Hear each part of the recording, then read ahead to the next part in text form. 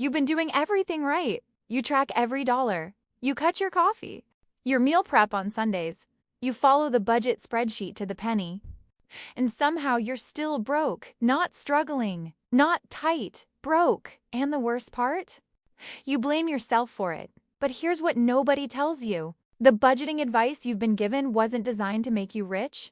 It was designed to keep you exactly where you are, controlled, compliant, grateful for scraps. Think about it.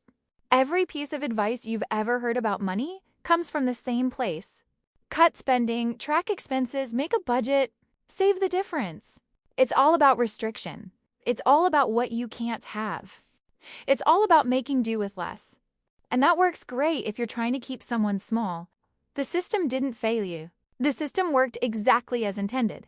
Because a woman who spends her mental energy tracking lattes is a woman who isn't building wealth. That she isn't negotiating her salary. She isn't investing in assets. She isn't asking why she doesn't have enough in the first place. She's just managing her poverty better. And I know that sounds harsh, but you need to hear it because the shame you feel right now, that's not yours to carry. That's the system's design. So let's talk about what they're not telling you. Let's talk about why the advice that's supposed to free you is actually keeping you trapped. Because once you see it, you can't unsee it. And once you can't unsee it, you can change it. Hey sis, I'm Maya, your new big sis. I'm here to help you build real wealth and live the life you actually love. No legal jargon, no judgment. If you're ready to stop winging it with your money, hit subscribe and let's do this together. Penny and I are so happy you're here. Let me break down what's actually happening with the budgeting advice you've been getting. The traditional budget is built on a lie. The lie is this: if you just control your spending enough, you'll have money left over. But that's not how wealth works. Wealth doesn't come from spending less. Wealth comes from earning more and keeping more of what you earn. Those are two completely different things. When you're told to budget, you're being told to optimize poverty. You're being told to be excellent at having less. And yes, there's a place for knowing where your money goes. But that's not the same as building wealth. Here's what I mean.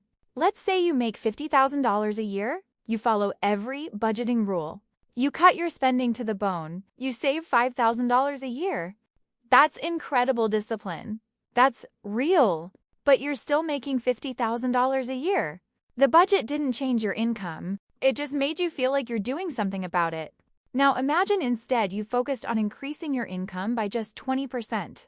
That's $10,000 more per year. Suddenly you have $15,000 to work with instead of $5,000. Same effort, different outcome. But nobody teaches you that because it's not about discipline. It's about power. And the system doesn't want you to feel powerful. Women especially get this advice because we're taught to be grateful. We're taught that having anything is enough. We're taught that asking for more is greedy. So the budgeting advice lands differently on us. It becomes a moral thing. It becomes about being good with money instead of being smart with money. And here's the thing that really gets me.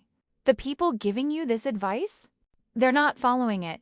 The financial advisors with the spreadsheets and the tracking apps, they're not cutting their lattes. They're not meal prepping. They're negotiating their fees. They're investing in assets. They're building businesses. They're doing the things that actually create wealth, but they're telling you to budget. It's like they're playing chess and they're telling you to play checkers, and then they're confused why you're not winning. The real issue with traditional budgeting is that it assumes scarcity. It assumes you don't have enough, so you need to manage what little you have. And maybe that's true right now, but the advice keeps you in that mindset. It keeps you thinking small. It keeps you thinking about dollars instead of thinking about value. Think about how this plays out in your actual life. You're scrolling through Instagram and you see a woman your age who's buying a house. She's traveling, she's investing, and you think, well, she must make so much more than me. But here's the thing, she probably doesn't. She probably just stopped thinking like you're thinking. She stopped asking how little she could spend and started asking how much she could earn. That shift is everything. Let me give you a different framework. Instead of asking, how can I spend less, ask, how can I make this money work harder for me? Instead of tracking every expense, track your income sources. Instead of cutting, think about multiplying. This doesn't mean you ignore where your money goes. It means you stop making that the center of your financial life. You stop making restriction the main character of your story. Because here's what happens when you focus only on budgeting. You get really good at saying no. You get really good at deprivation. You get really good at feeling like you're doing everything right while still being broke. And that's a special kind of painful because you can't even be angry at yourself. You're following the rules. But the rules were written by people who didn't need them. The women who are building real wealth, they're not obsessed with their budgets. They are obsessed with their earning potential. They're obsessed with their assets. They're obsessed with understanding how money actually moves in the world. And yes, they know where their money goes, but that's not their focus. That's just hygiene. Think about your health for a second. You don't become healthy by obsessing over calories. You become healthy by moving your body, eating real food, sleeping well, managing stress. The calories work themselves out because you're focused on health, not on restriction. Money is the same way. You don't become wealthy by obsessing over expenses. You become wealthy by building income, investing in assets, understanding leverage. The expenses work themselves out because you're focused on wealth, not on scarcity. And I know what you're thinking, but Maya, I have to budget. I don't have enough. And maybe that's true. But here's the question I want you to sit with. Is budgeting the solution, or is it just making you feel like you're doing something while the real problem stays the same? Because if you're broke, budgeting better won't fix it. Making more will. Now, I'm not saying throw away your budget. I'm saying stop letting it be the main thing. I'm saying stop thinking that discipline with small money is the path to big money. Because it's not. The path to big money is understanding how money works, building income, investing in assets, and yes, knowing where your money goes. But in that order, here's what I want you to understand about the psychology of budgeting. When you're constantly in restriction mode, your brain goes into scarcity mindset. And scarcity mindset is not creative. It's not ambitious. It's not expansive. It's protective. It's defensive. It's small. So even if you somehow manage to save an extra $1,000 through budgeting, you're not in the mental space to invest it wisely. You're not in the mental space to see opportunities. You're not in the mental space to negotiate for more.